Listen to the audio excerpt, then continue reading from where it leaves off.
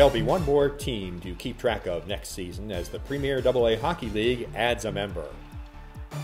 Outdoor hockey is all the rage right now, and the ECHL is making plans to get in on that action. It won't be outdoors when the league focuses on the last frontier, but Hockey Heritage Weekend is coming. ECHL Week Season 2 starts right now.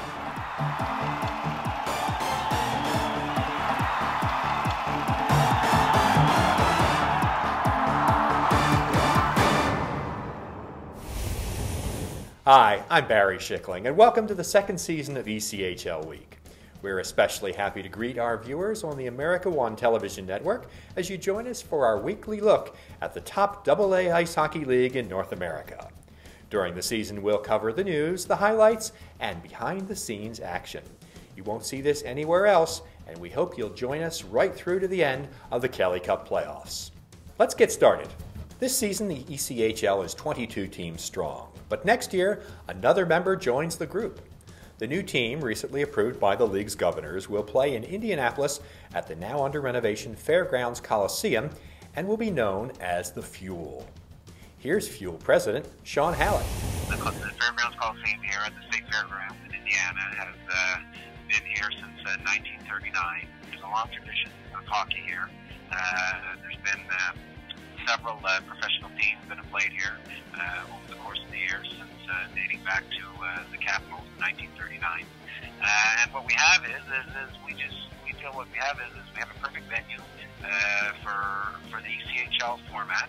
We're going to have essentially a $63 million makeover that the State Fair is doing, and what we're going to have is we're going to have this great historical facade on the outside of the building, with all this tradition attached to it, and once you get inside, you're going to have a brand new arena. It looks as if it'll be well ready well before the season starts next year. The puck doesn't drop till October 14th, but they're anticipating having it done for April 1st.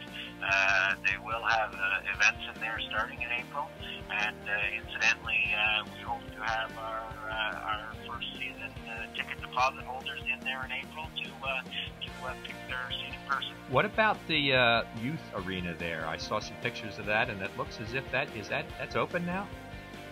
Yeah, that's open. That opened probably about 60 days ago. That's brand new. That was never there. That's going to be our practice facility when we're not using the Coliseum itself. It's used for public skating. It's used for the Indy Hockey League. And I got to tell you, it's a beautiful facility in itself. But tell me about how the obtaining or the deciding of that name came about. It pays homage to the racing tradition here in Indy, but it also speaks about the excitement of the game, the speed of the game, and we feel it's appropriate. And you know what, we've had quite a bit of support from our fans here in the community, and they seem to like it. It's the overwhelmingly positive comments we're getting. There's just nothing negative about it, Barry. Fans are fans. There's definitely a lot of hockey fans here in Indy, and they are excited about not only the team coming here, they're excited about renewing the rivalry with the Fort Wayne Comets, and they're excited that we're in a league where there's 5 teams within 4 hours of us. The division in which the Fuel will compete has yet to be determined. The ECHL focuses on development of players, coaches, officials, and team personnel. Throughout the course of the 26th season of ECHL hockey, we'll make sure to keep track of players who have graduated and made it to the major league level. Through early December, that number has grown to 524. Here's a look at the former ECHL players who have made their NHL debuts so far this season. The newest class of ECHL Hall of Famers has been announced. James Edwards served as president for the Johnstown Chiefs from 1995 through 2003. He was the chairman of the ECHL Board of Governors during the time when the league expanded to include 7 Western U.S. markets. Wes Goldie is the ECHL's all-time goal-scoring leader with 370. Also, he ranks 4th in league history with 697 games played over 11 seasons with PD, Victoria, and Alaska. He was the league's MVP in 2010-11. Al McIsaac played 2 seasons with Hampton Roads from 1991 through 93 and was part of the 1992 Riley Cup title team. He's currently in his 14th season in the front office of the NHL's Chicago Blackhawks. The late John Spoltor played with Louisiana from 1995 through 2001. He scored an amazing 532 points in just 275 games, and his 390 assists are tied for third most in league history. He died in 2010. The 4 men will be inducted as the 7th class of the Hall of Fame at a ceremony that will be held during the ECHL Hockey Heritage Weekend in Alaska in February. Coming up, we check out our featured Western game. Plus, we'll talk with the senior player in the league, at least in terms of games played. ECHL Week continues.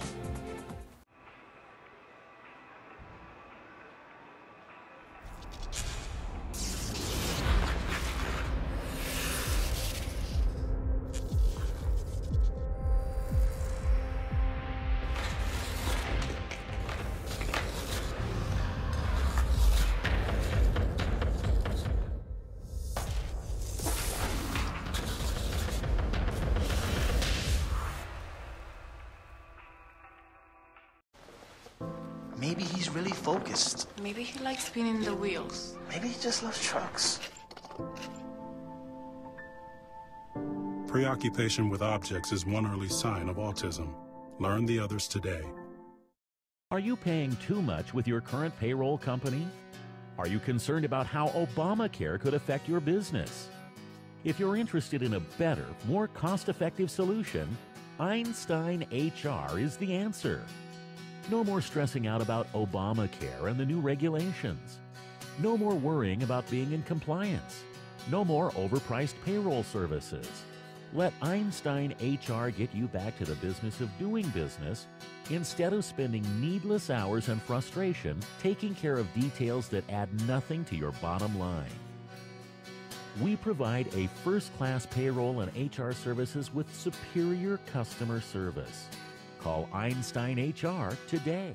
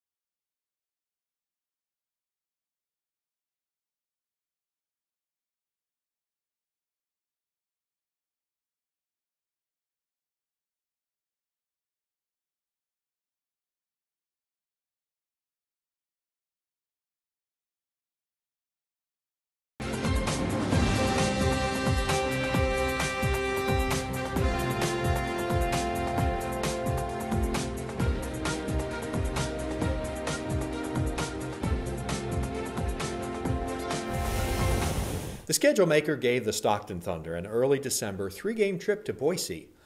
Idaho won the first 2 games on its home ice. Let's take a look at the final contest. Things got a bit testy.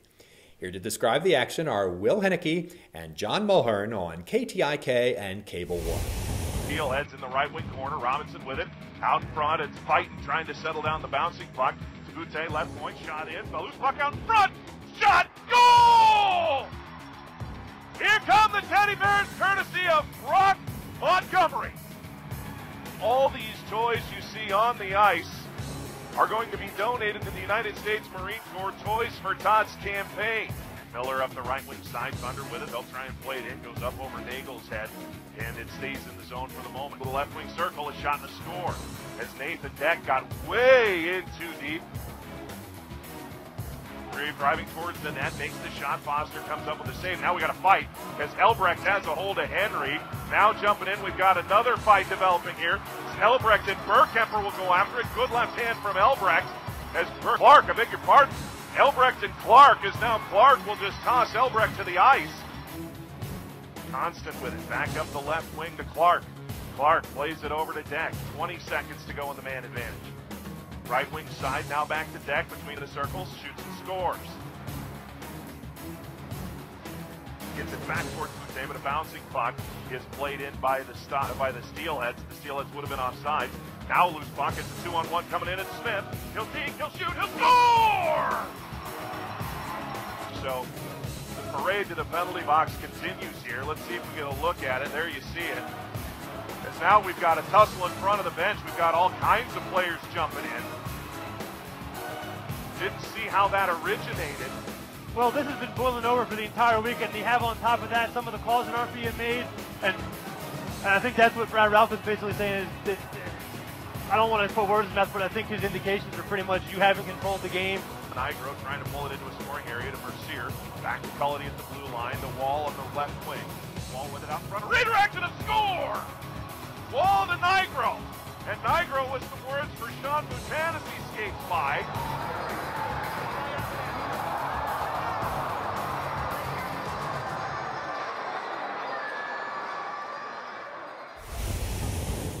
Although the ECHL is a developmental league, that doesn't mean there isn't a place for some veteran talent and experience. Earlier this season, Sam Turek of the Kalamazoo Wings became just the third player in league history to appear in 700 ECHL games. You may recognize Sam's name because of his father Robbie's noteworthy playing and coaching career, which includes lengthy stints in the NHL and AHL. But Sam is notable in his own right. He's seen action for 7 teams in the ECHL since making his debut in 1998. Plus, he's also played in 7 other pro leagues in Europe and North America. The 39 years young defenseman has shown no signs of slowing down. In fact, he's got 58 goals in the last 4+ seasons with the Wings. But his position as a mentor is also an important one with Kalamazoo. Turek talked about reaching that 700 mark. You know, it didn't hit me till after, that there was a lot of games in the ECHL, and it's just, you know, I'm lucky. I get to do something I love on a daily basis, and it's been a lot of fun. You know what, it's all about how my body feels and how I'm feeling, my family feels. You know, it's, for me, records are, they're not really for me. You know, it's just kind of a measuring stone, but it'd be interesting. It'd be a lot of work, I know that.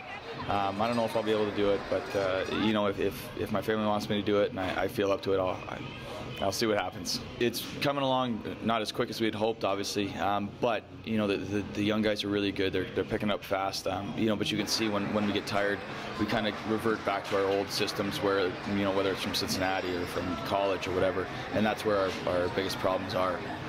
You know, we just have to make sure that now our habits are the habits of this year's team, not last year's teams, and you know, that way we'll be on the same page. Still ahead, we hear from the man who's in charge of all the on-ice officials. And we'll check out our Eastern featured game. That's all coming up on ECHL Week.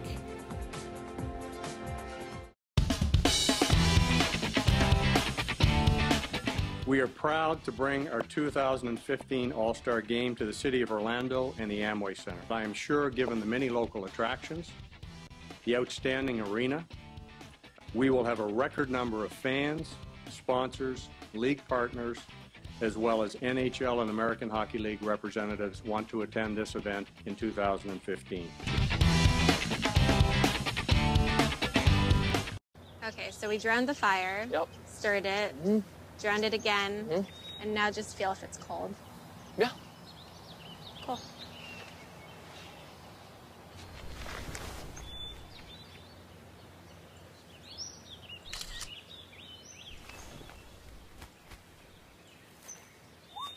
Smokey just gave me a bear hug. I know. I already posted it.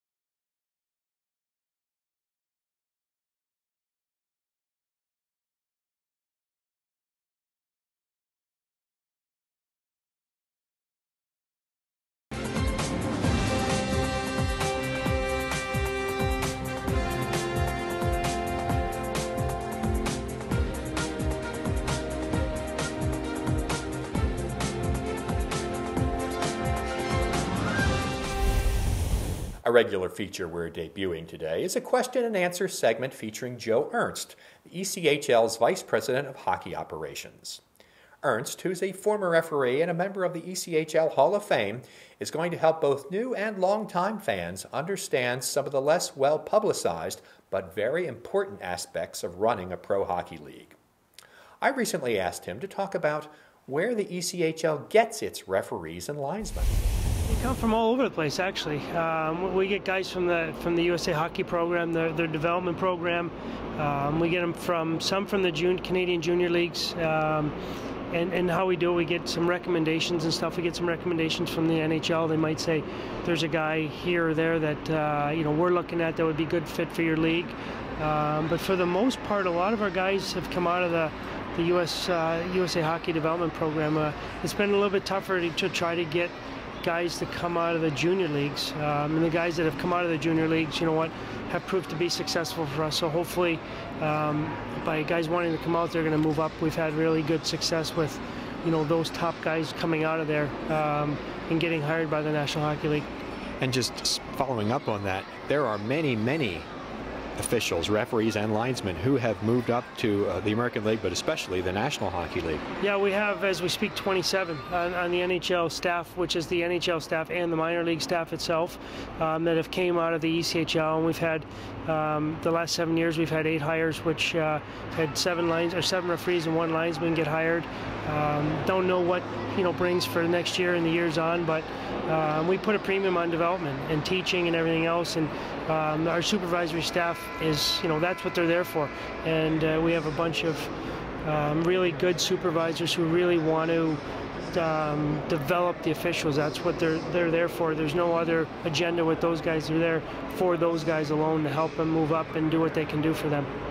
So not just players are developed in the ECHL, so are officials. That's our question and answer today with Joe Ernst, Vice President of Hockey Operations for the ECHL. Toledo has been having trouble putting the puck in the net. Coming off 3 straight shutouts, the Walleye were hoping their luck would change in a North Division battle at Evansville. It did, to a point. If you like goals, you're gonna like these highlights. Here's Turek to describe the action for us on WEOA. Walleye turn. Try to get to the blue line. Johnston, great job to hold it in. Quick shot. Hitting the Castro skate. Johnston still with a centering pass. Scores! Santa! Oh my God! Santa's come. I know him. The Evansville Icemen take the lead. Good work there by Dalton Levier. Walleye take the puck to neutral ice, no farther as Kennedy swipes it back. Now controlled by Lapine, now a break. Levier, left wing side, all alone. Passes Morris, set shot, score! Buddy the Elf! What's your favorite color? Which for Toledo works it right wing side. Gets it back, high point, sets it up for a shot. Missed the net wide, almost hit the... And then Larkin plays it to the blue line, not out. Sinkowicz holds right point. They come right halfwards. Quick shot to Verdin. Scores. Got it up over the Trapper, power play goal. Larkin picks up the rebound, another shot off a skate. Morissette controls behind the net. He waits. Centering pass. Sakaris shot it in. Not sure how it went in. It might be Mose, but the Icemen take the lead 3-2.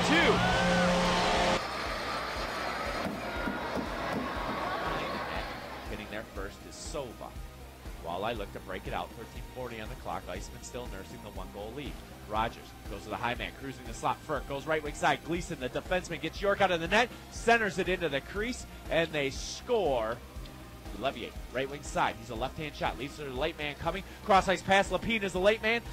Gets the puck at the goal line. Centers it. Shot, scores!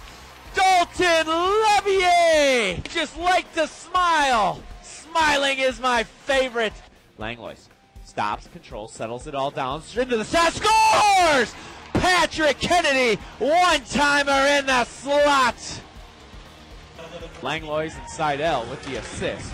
Iceman hold the puck in. Lapine held it in, works it right out to Morris. Backdoor pass. Zacchaeus shoots, he scores!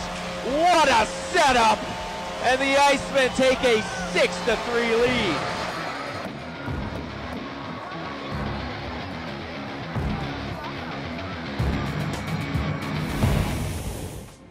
A special event is scheduled for Alaska. And get your cold weather clothes ready. An outdoor game is coming. Next on ECHL Week.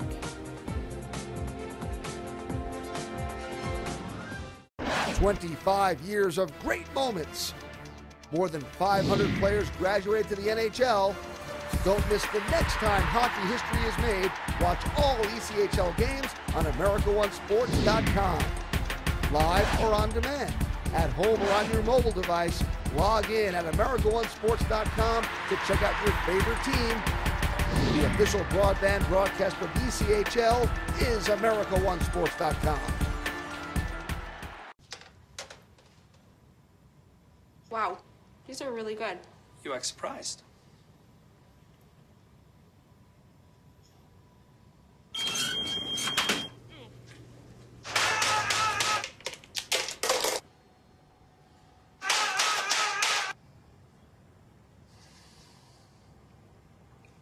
Practice makes perfect. You don't have to be perfect to be a perfect parent. There are thousands of teens in foster care who don't need perfection. They need you.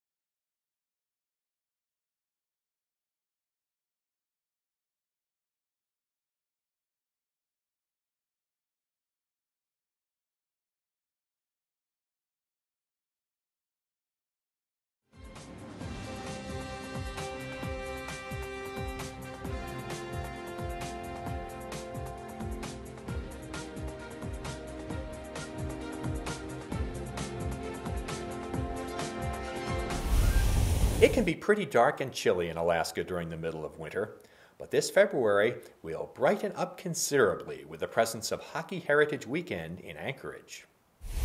We're excited. Alaska's been a key member of our league now for a decade, and we haven't been able to bring an all-star game or another large league event to Alaska, so this was an excellent opportunity for us to bring a league event, our Hall of Fame induction luncheon, the NHL Hall of Fame display, trophies, and also combine that with a heritage game where they'll be hosting Stockton for 2 games. And putting all that together, we're very much looking forward to being in Alaska in February. They have a great fan base, a terrific organization, and a very hockey-savvy environment up there as well in terms of the fans and the coverage that they get. So I think, you know, in terms of the league being able to go there, host this event, it's unique, but something that I know that the fans of Alaska will certainly enjoy. In the early years of this century, a college game called the Cold War and the NHL's Heritage Classic paved the way for numerous ice hockey games played outdoors in baseball and football stadiums. These days, the NHL's Winter Classic is an annual occurrence, and when you add in the NHL's Stadium Series, which starts next month, hockey without a roof has become quite fashionable. Plans are well underway for the first outdoor matches in ECHL history. They'll take place during the final week of December 2014 when the Toledo Walleye host a pair of games. When we first decided to restart hockey in Toledo, one of the first things that our fans asked us about was the possibility of playing an outdoor game. And the folks at the ECHL were terrific right from the beginning, helping us do all the research. So from that perspective, we were thrilled to even consider the possibility, and now that we actually are going to host a game next year, off the charts excited. What kind of direct feedback have you gotten from fans as looking forward to this? Well, I guess the direct feedback is we've already sold, I think it's close to 7,000 tickets, and the game is still a year away. And what's interesting is, much as we've publicized it, there's still a large portion of the community that is unaware of the fact that we're hosting the Winterfest and 2 outdoor walleye games. So our goal is to sell about 20,000 tickets. I think what's going to be so much fun for us is that it's just like on like an all-star game. From that perspective, you don't do these very often. They're really special. They're great memory makers. I remember when you made the announcement about the Winterfest, and Commissioner McKenna was here as well, or at Fifth Third Field, talking about it, and you were pretty excited about the community involvement and the sponsor participation. Is that going as you had planned it to go? ProMedica Health System is the title sponsor. You know, again, to give you some perspective on how they view things, it was all about the community. It was all about how do we create something special for the Toledo region and their employees and their key people, and of course their patients and fans of the team. If there was just one thing that you were going to say you really are looking forward to come December 2014 in the Winterfest in Toledo, what would it be? You know, what would be tremendous would be if, you know, if we win the championship this year, and next year is a celebration of winning the Kelly Cup.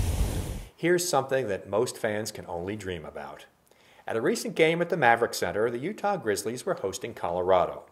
Let's listen as Adrian Denny and Tim Montemayor describe what happened during the first intermission.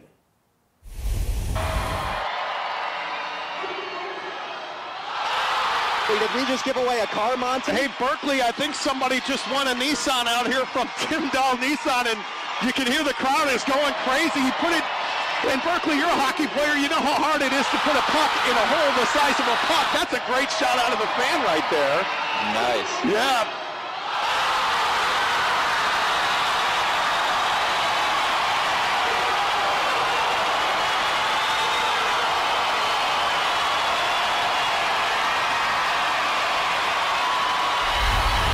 Congratulations to Grizzlies fan Brian Groves. That was a great shot. That wraps up today's ECHL week. We hope you make it a point to join us again next time, and don't forget to like us on Facebook. Until then, make it a good week. Make it an ECHL week.